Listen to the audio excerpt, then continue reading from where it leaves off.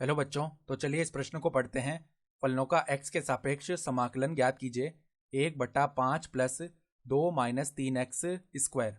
तो यहाँ पर देखो, ये हमारे पास में फलन दिया हुआ है, इसका हमें समाकलन ज्ञात करना है x के सापेक्ष। ठीक है, तो प्रश्न में आगे बढ़ने से पहले इस प्रश्न से संबंधित जो मुख्य अवधारणा है उसकी हम चर्चा कर लेते हैं। तो देखो, मुख्य अवधारणा देखो हमारे पास में क्या आ जाएगी कि ये समाकलन का सूत्र हमें पता होना चाहिए। dx बट्टा में एक्स स्क्वायर प्लस में ए स्क्वायर, इसका मान क्या होता है हमारे पास 1/a tan inverse x/a plus में अचर पद सी। ठीक है, तो ये सूत्र हमें पता होना चाहिए। तो देखो, अब ये जो दिया गया फलन है इसका हम समाकलन करते हैं x के सापेक्ष। तो इसे हम कैसे लिख सकते हैं? i बराबर में समाकलन 1/5 प्लस में 2 माइनस 3x इसका वर्ग और यहाँ पर dx। ठीक है, तो अब ये समाकलन करने के लिए हम एक प्रतिस्थापन करते हैं। तो माना कि क्या प्रतिस्थापन कर रहे हैं, देखो ये जो लिखा हुआ है 2 माइनस 3x, इसे हम एक बार के लिए t बोल देते हैं। अब हम दोनों तरफ क्या करते हैं, x के सापेक्ष अवकलन करते हैं। तो 2 का अवकलन x के सापेक्ष 0 हो जाएगा क्योंकि ये अचर है।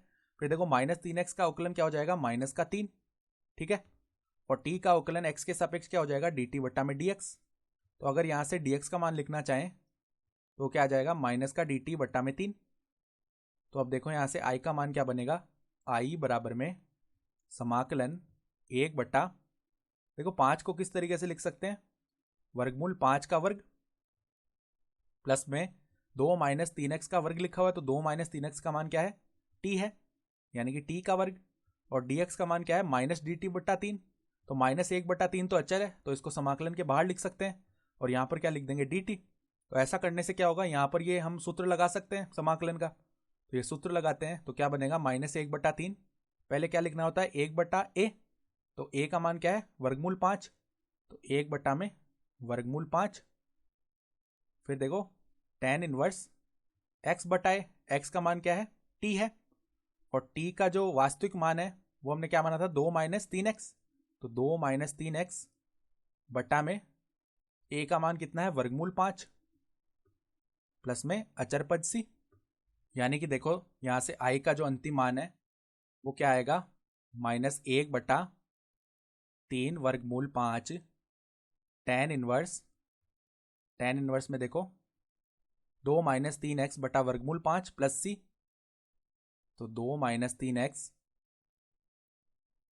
बटा वर्गमूल 5 प्लस में अचर पद सी।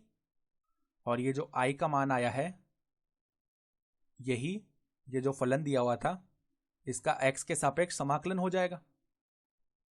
यानी कि हमारा जो अंतिम उत्तर है वो भी यही हो जाएगा। आशा करता हूं कि आपको यह प्रश्न समझ में आया होगा। धन्यवाद।